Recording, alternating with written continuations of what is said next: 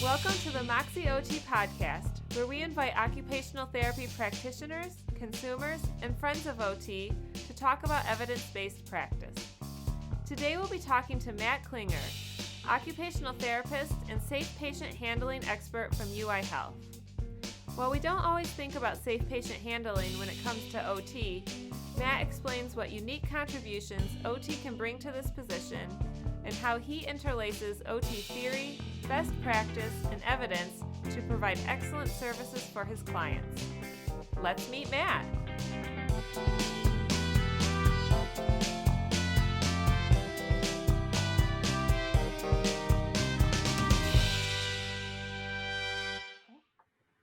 All right, today on the Moxie OT podcast, we're talking with Matt Klinger about a topic we might not always think about when we think about occupational therapy. Matt is the safe patient handling person. I'll check in with him on that at the University of Illinois Hospital. Matt, welcome to the Moxie OT podcast. Please Hey, tell Sarah. us. Hey, Matt. Great to be here. Please tell us exactly what is your title and what does that mean? Doesn't mean a whole lot, I can tell you that. The title itself is Program Director, Safe Patient Handling and Mobility.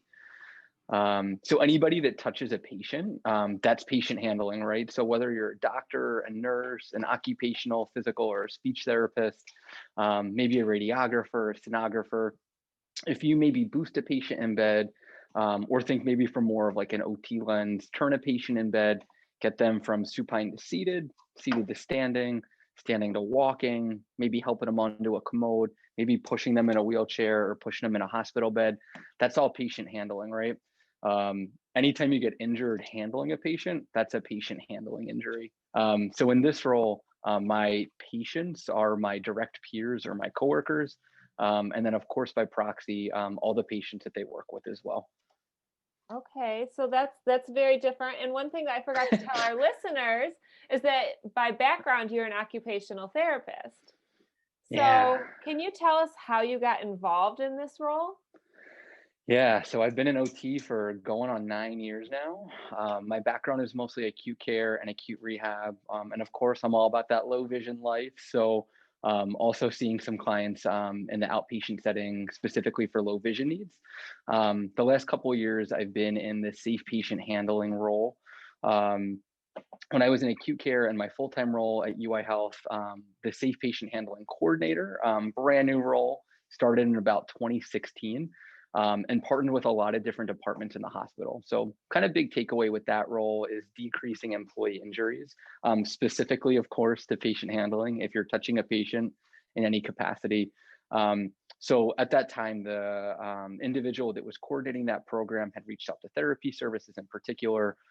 There were a few of us that became safe patient handling and mobility experts that would assist the safe patient handling and mobility coordinator from assessing workflows, assisting with throughput, assisting with ergonomic interventions, training staff, most specifically like nurses, nurse techs, radiographers, people that are mobilizing patients for the vast majority of the roles they're doing. So they reached out summer of 2017. Myself and another OT and two physical therapists at UI Health joined the program, AKA we just supported the program, kind of doing our normal role and then filling in wherever we could, assisting with in-services. Think of it almost like labs, right? Like if you're assisting maybe at UIC, at Rush, at Midwestern, to provide like hands-on demo for labs, we were kind of lab assistants, or that's kind of how I saw the role, or that's how the role kind of felt when it started. And then it just evolved from there. Over that year, I helped with a lot of equipment trainings from things like Sarah Steadies, Sarah Pluses, a Maxi Move, which is a Hoyer style like lift. So training caregivers on how to use those tools successfully. And those are all different kinds of lifts, right? Yeah, and I apologize. Yeah, those are all different types of lifts that get patients from either a seated position from one area to another, like maybe sitting at the edge of the bed to a chair or a wheelchair to a commode, or a passive patient lift sling, kind of like that Hoyer style lift that most OTs are familiar with. Kind of looks like a big old claw machine that can take a patient from a supine position, flat in bed, to maybe a seated position in like a bedside chair or a wheelchair. So Yeah, started by helping the original coordinator, doing some in services, helping support some workflows to keep employees safe. Um, that position became open fall of 2018. I'm like 2020, where are we?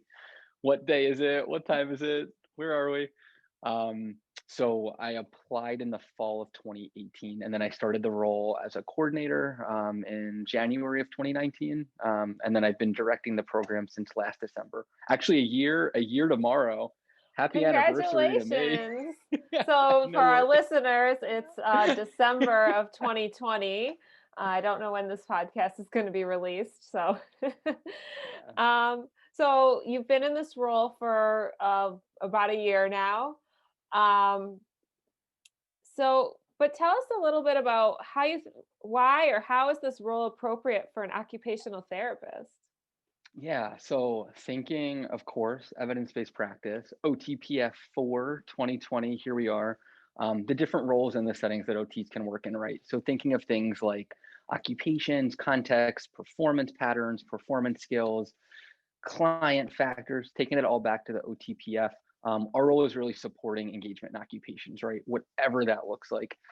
So in this role, the occupation that I'm primarily supporting is the work role, or making sure that my peers and my colleagues are able to perform their necessary work duties in a safe manner. Um, so from an OT perspective, kind of having that background in acute care and acute rehab, you're no stranger working in day rehab, lifting patients, mobilizing patients, transferring patients, um, using our bodies in effective ways, but also communicating effectively with the patient and the peers that might be assisting, and of course, using effective body mechanics and possibly lift equipment. So thinking about why this role might be more specific or more relevant for an OT, we're doing all those things, right? Depending on the settings we're working in, training patients, training families that maybe lost the ability to do something very basic, like get dressed, go to the bathroom, get out of bed, manage menses, or maybe training a caregiver or a family member that's now going to assist their injured loved one that lost the ability to do those things and is recovering those skills over time. Also, maybe thinking about clients that we work with that maybe haven't learned these skills before, and this is maybe their first time learning a skill. A lot of the clinicians that I work with have never seen a gait belt, or or so they tell me. 2020, I find that quite hard to believe in the medical field, and working at a few different hospitals. Um, but it seems very OT specific in the sense that we're doing a lot of the same types of skills. What I think is very OT focused in general is that we're really looking at the context that these activities are occurring in, right?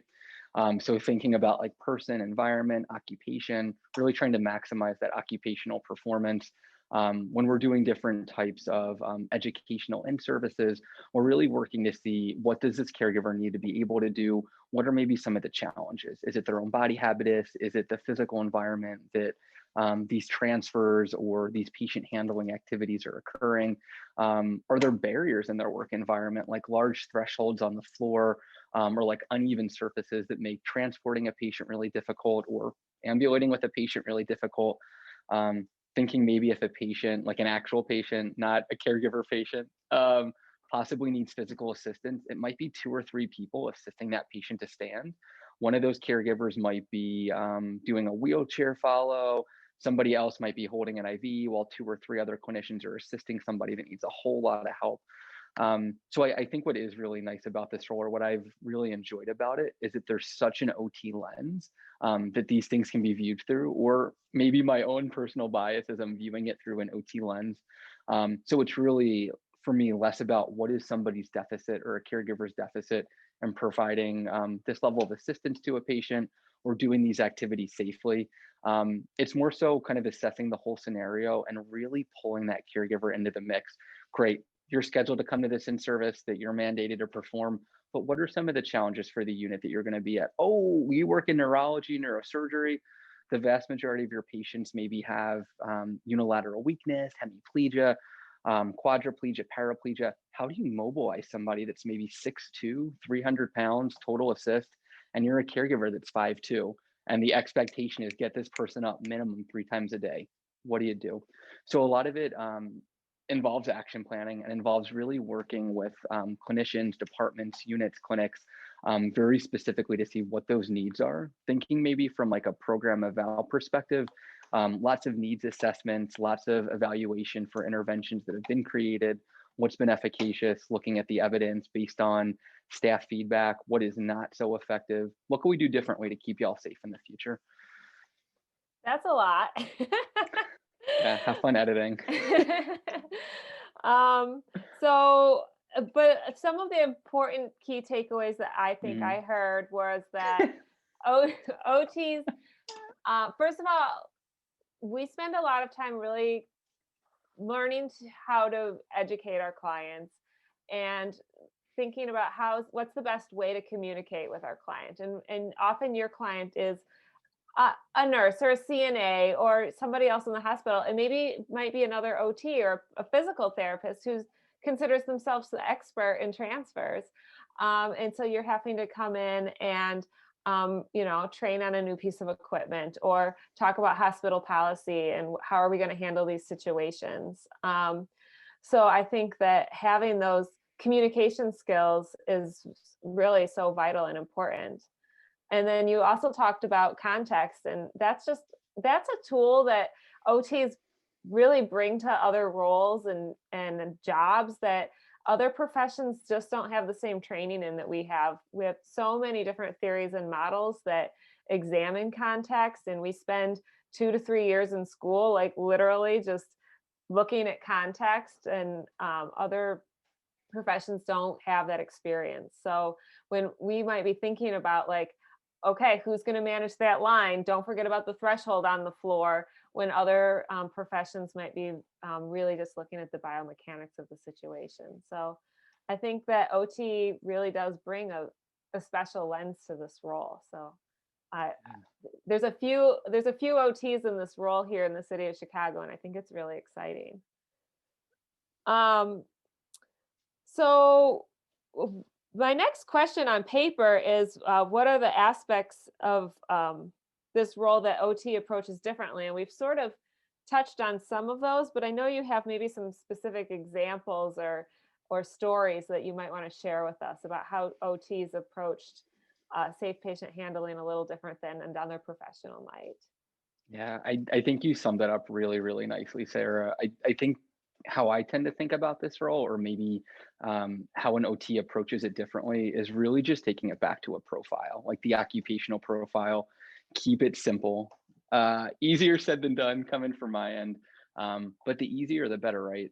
So a lot of the times when we're doing different interventions, or when we're working with different departments that have maybe never worked with safe patient handling or a therapist before, um, I think it's a really important reminder that you always want to make sure keeping your ears to the ground and really hearing what's going on.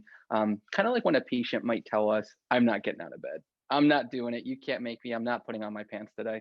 What are they maybe telling us, right? I'm afraid. I've never needed assistance for this.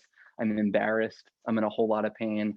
I'm the matriarch of the family. Nobody helps me. I help everybody else. Um, so I think asking a lot of questions for sure, and really emphasizing the context, or what's specific about the context, that's going to make a big difference in this intervention. More from, I guess, a therapeutic perspective, or thinking maybe back to my days as a therapist, but using lift equipment. One kind of concrete example that sticks out is working with a family of a 26-year-old that was passing. The 26-year-old had stage 4 cancer, was rapidly declining in the hospital, came from a pretty rural farming community down south in Illinois, a couple of hours away, and had just had a baby under 2 months. So, really, his goals in the acute care setting were to get out of the hospital as soon as possible, to get out of bed daily while he was at home, and to spend as much time with his kiddo as possible. And completing the profile, working with the family. More specifically, it was holding his under 2 month old baby. So when we were putting interventions in place and thinking about what might be effective, the acute care setting really just didn't support this type of a workflow, or based on the nature of his diagnosis. It was really tough to get ICD 9 at the time, ICD 9 codes to cover his length of stay. So, long story short, he was actually admitted to the acute rehab unit when we did have an acute rehab unit over at UI Health. And again, his goals were maybe more specifically focused on legacy work. So family and the patient knew you're not necessarily going to get stronger or more independent physically, but you're going to get more independent in directing your care. You'll have a plan in place so that family knows how to assist you. This is the equipment that we'll use.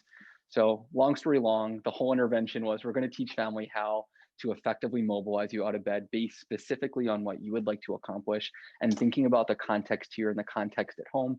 How can we stimulate or create an environment that's going to look very, very similar or naturalistic to what you'll have to work with at home?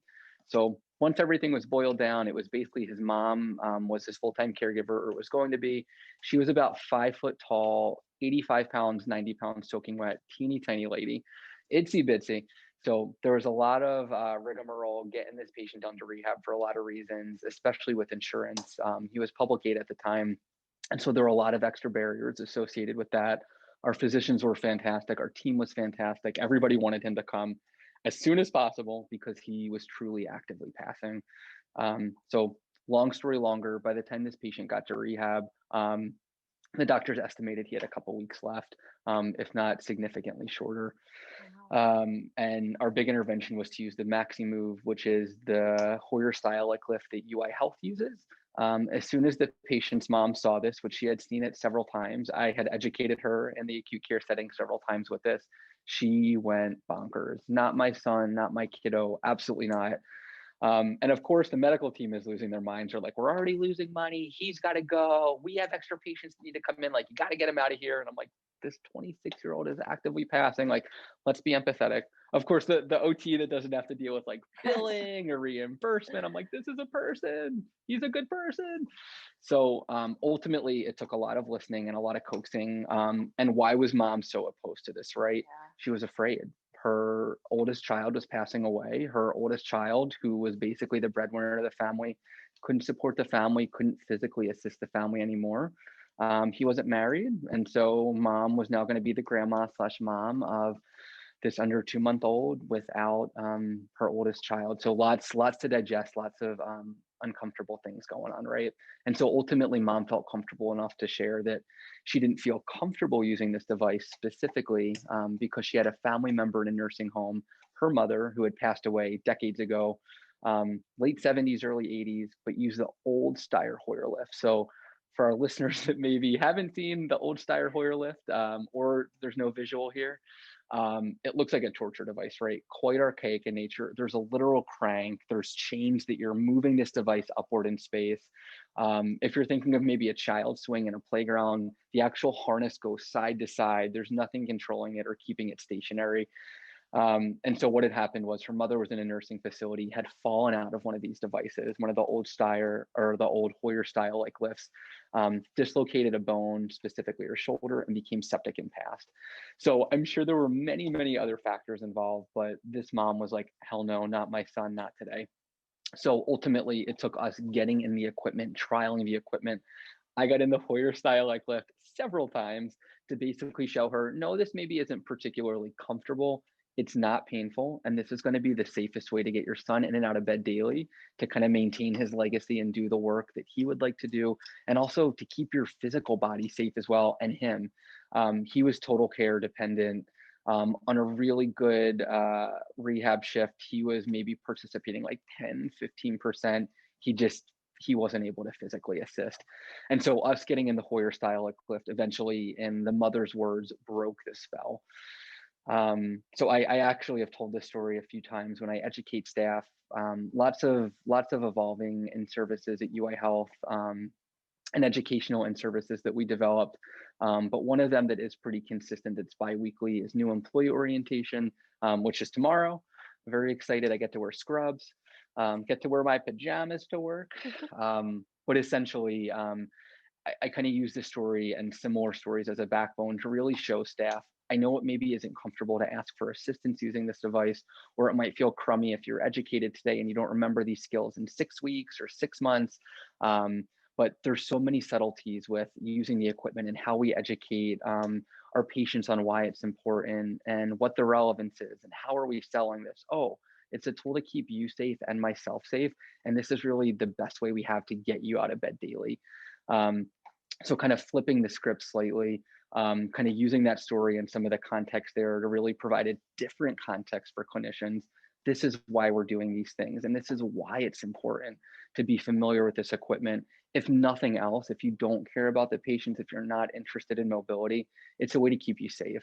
So bouncing around slightly, Sarah, kind of back to that OT lens, what's specific about this? I always partner that with how are we seeing this? What's important to you? So I usually give a quick occupational profile on myself and really highlight when you're injured, you can't do the things that matter most to you, right? So for me, I usually say it's seeing family and friends, it's picking up nieces and nephews and a puppy, it's putting dishes away, it's cleaning, it's doing yoga. When you can't move your body dynamically in space or use your dominant right upper extremity, you can't pick up your baby at home. You can't maybe drive to work. You can't perform your essential functions as a nurse or a nurse tech. So I've really tried to pair that story and other stories with clinicians when I'm doing education and really try and highlight what matters to you, what's important to you outside of work. Why do we want to keep you safe here and the patients that you're working with safe so that when you leave the hospital, you can do and engage with all those things that you want to do at home. And unfortunately, it's some of these more uncomfortable stories or narratives that I share. And a lot of the others are narratives of our direct peers, our coworkers, our clinicians that have been injured, that can't pick up their babies, that are no longer working in the medical intensive unit, that aren't able to boost patients in bed or to give an injection. And it's sharing similar stories like that to really provide a context for, this is important to me, not because I'm certainly not getting a pay increase or a bonus or any incentive if you are injured or less people are injured. And I always joke and try and share that really to highlight if you're injured, it breaks my heart. I work with these employees once they're injured. I worked with an employee today. Couple employees over the last few months I've worked with for 8 years or 4 years. They can't pick up their 2-year-old. They can't drive to work. So I really have tried to share these things to illustrate why context is so important.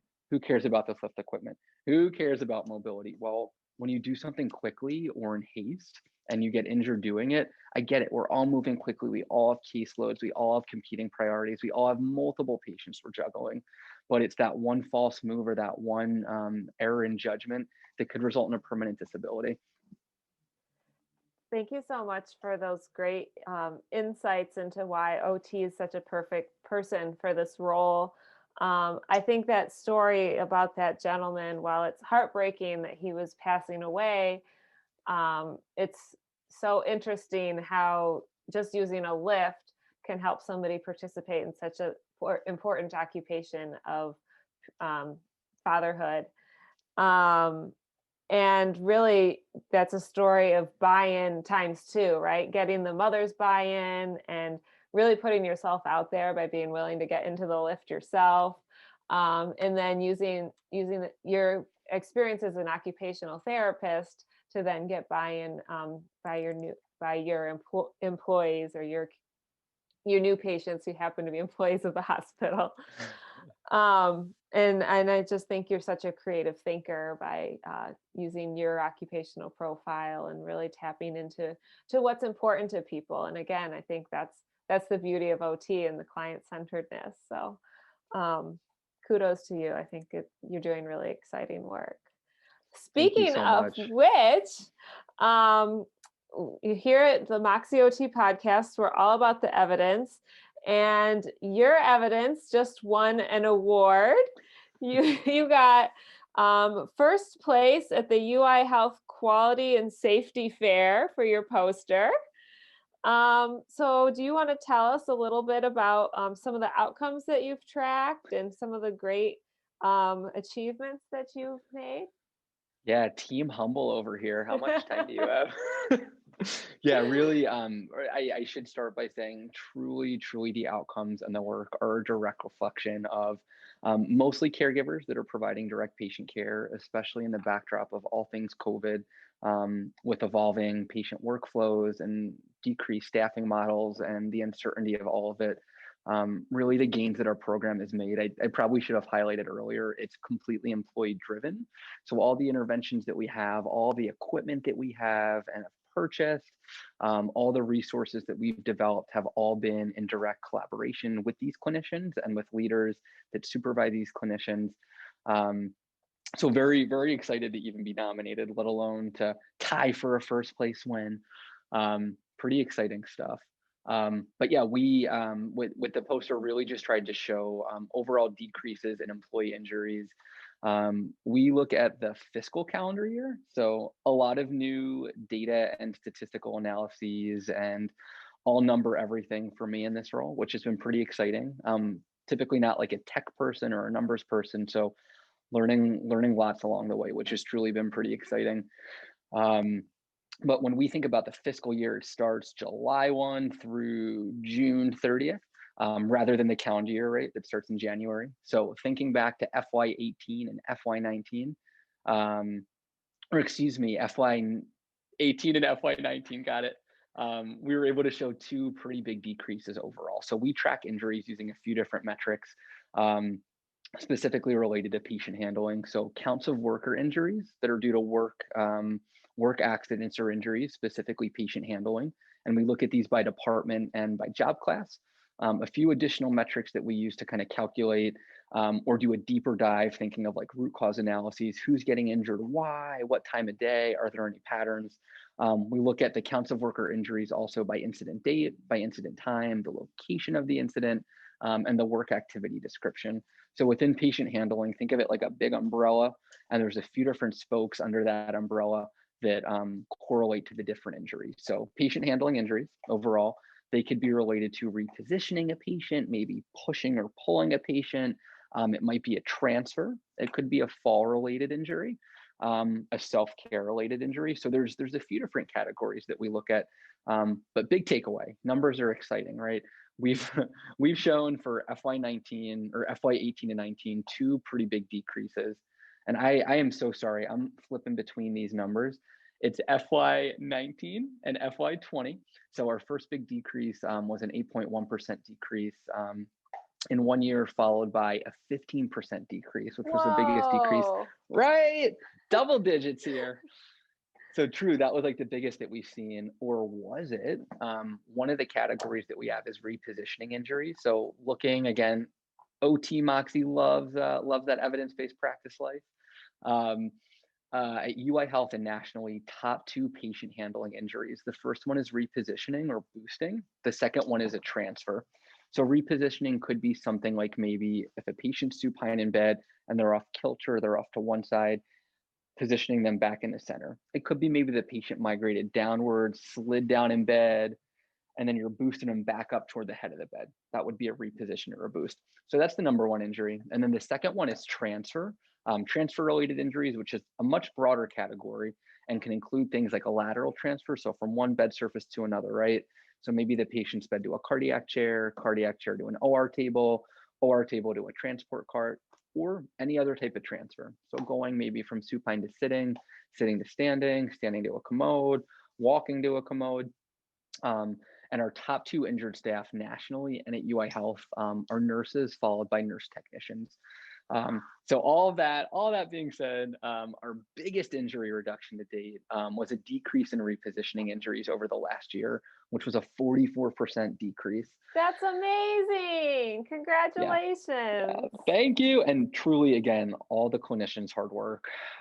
They're buying into the interventions, they're applying the interventions, they're trialing and piloting different products, different types of therapeutic techniques, different types of handling and ergonomic interventions.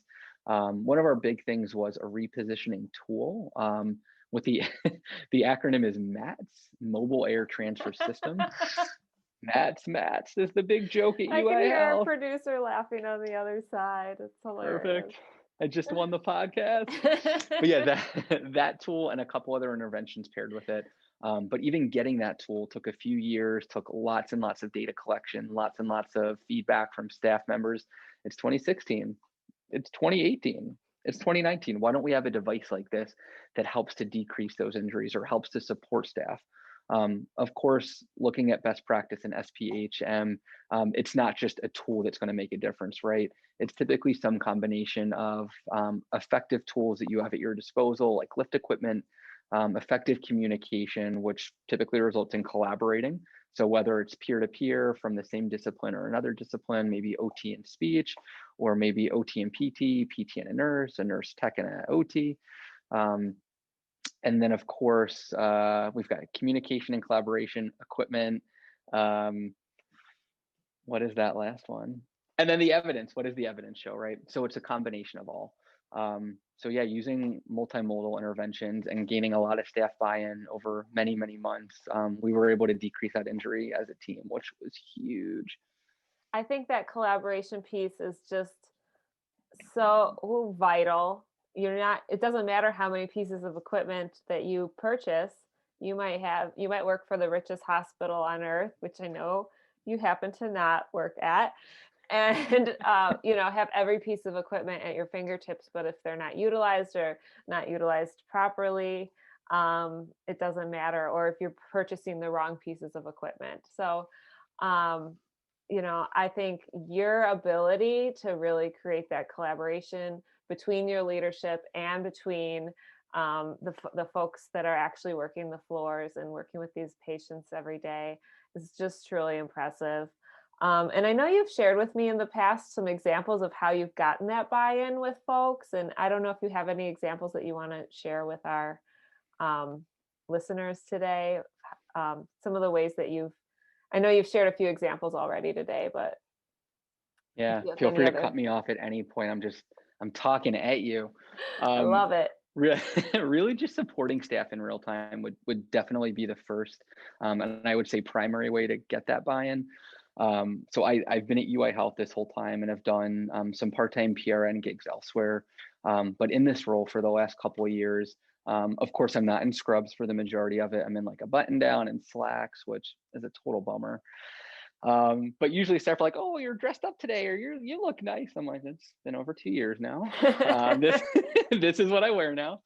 Um, but a lot of the times it's assisting staff in real time. So staff will often say when I'm on the floor or when I'm passing by, "Hey, can you give a hand with this?" Or, "Hey, I know that you were here this weekend as a PRN therapist and you gave me a hand. Do you mind jumping in now?"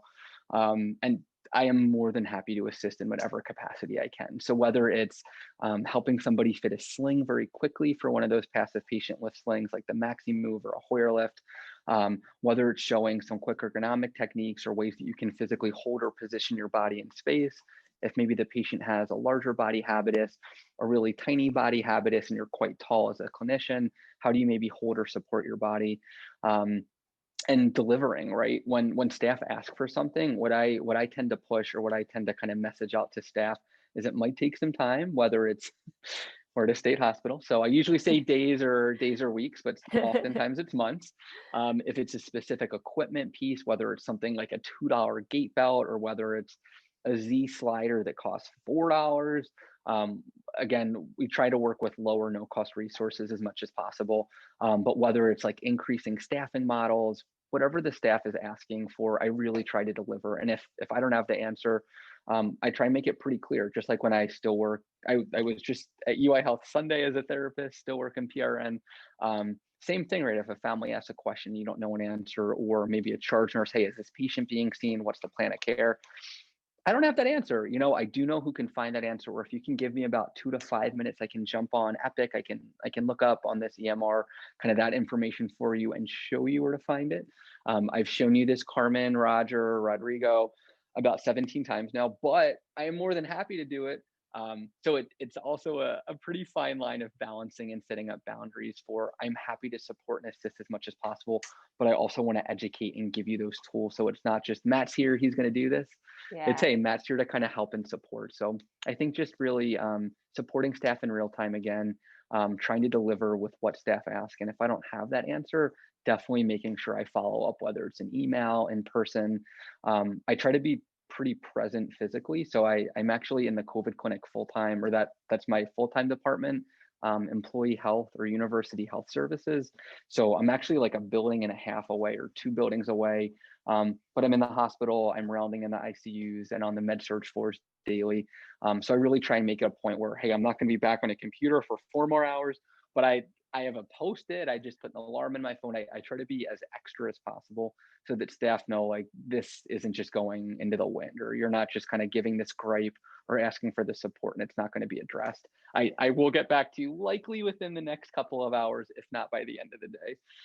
Well, and then just physically seeing you on the floor makes such a difference, right? We all know those upper management folks that, you know, don't know your name, or you never, see them in your building, or that kind of thing. So making that effort just to round on the floors, I think helps folks know that that their reality. And I know that Totally. that's one of the reasons you make it a point even to stay PRN, so that you're having that lived reality with your staff as well.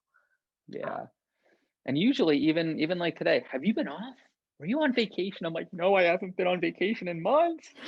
But usually that's kind of the feedback I'll get, or like, "Hey, where have you been?" Which now I've again 2 years later, I'm like, "Okay, they're joking. They're not serious." But it is more challenging now, especially having been there for going on 9 years, as we're getting a lot more newer staff and as staff have retired. I'm kind of one of the first faces that these staff see as part of their orientation, as part of somebody that welcomes them and provides this education. But then when they're on the floors, it's not like, "Oh, Matt helped move this really um, difficult patient," in their own words. I would never say that. Or Matt helped mobilize this really large person. Um, Whereas now they're like, "Oh, that you're that guy from orientation that, yeah, like 9 months ago. What are you here to sell us?" And I'm like, "Oh no, it sounds like you needed a hand. Can I help you?" So that institutional knowledge is like working against me now. I feel like as more and more staff are retiring and newer, younger staff are coming in.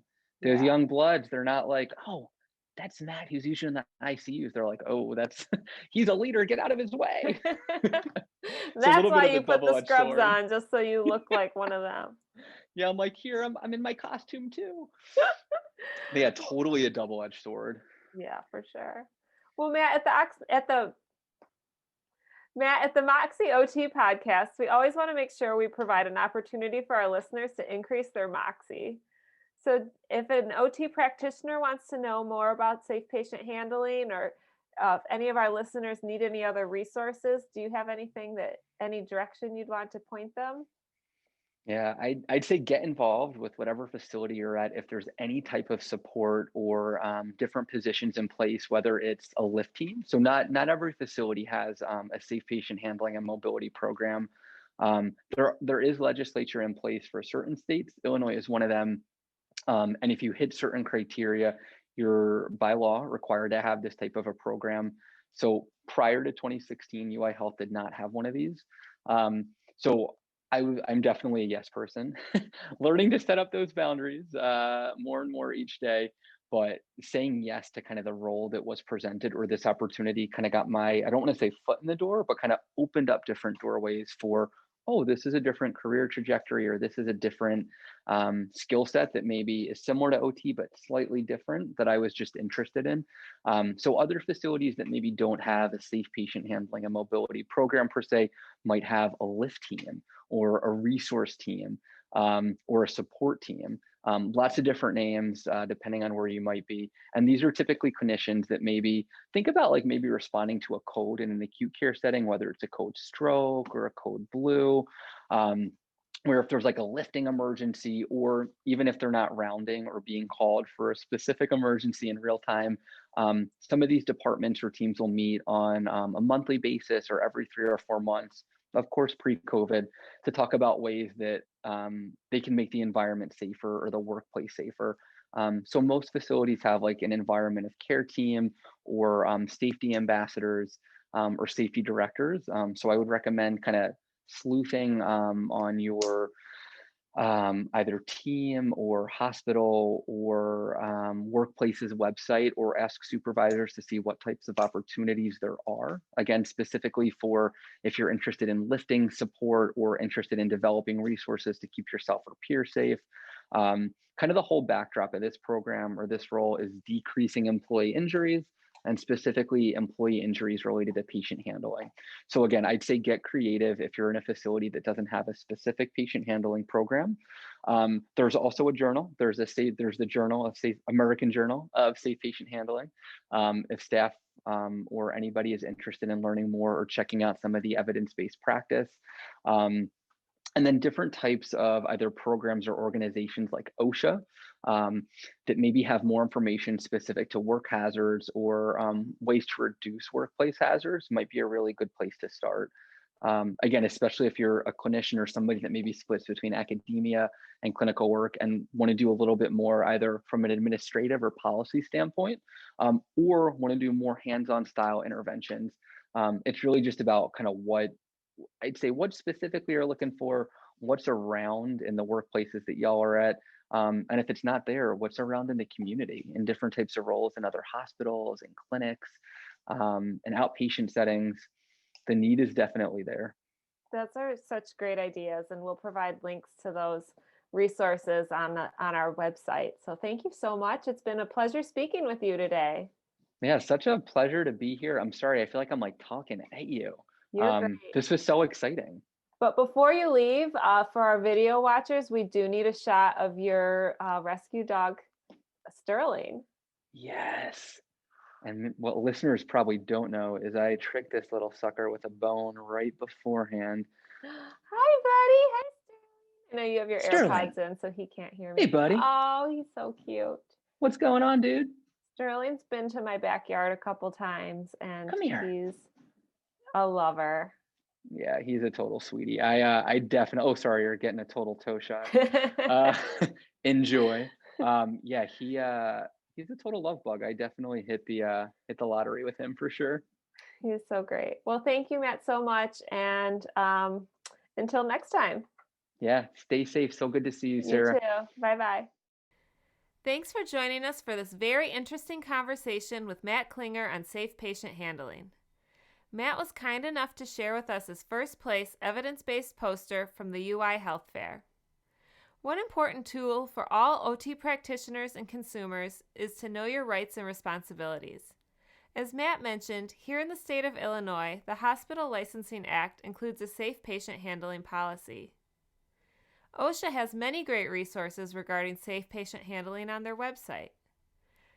If you're really ready to jump into the evidence, the International Journal of Safe Patient Handling and Mobility is a great source to find all of the latest evidence on the topic. We'll have links to all of these resources on the Moxie OT website. If you want to be a part of the conversation, leave us your email at moxieot.com. You can find us on all of your favorite social media channels as well. The Moxie OT podcast was recorded in our home in the Avondale neighborhood of Chicago. This episode was produced by Brian Zira. Our intro music is courtesy of 13 Taco Studio. Technical assistance was provided by our dog Grody. Thanks for joining us. We'll see you next time.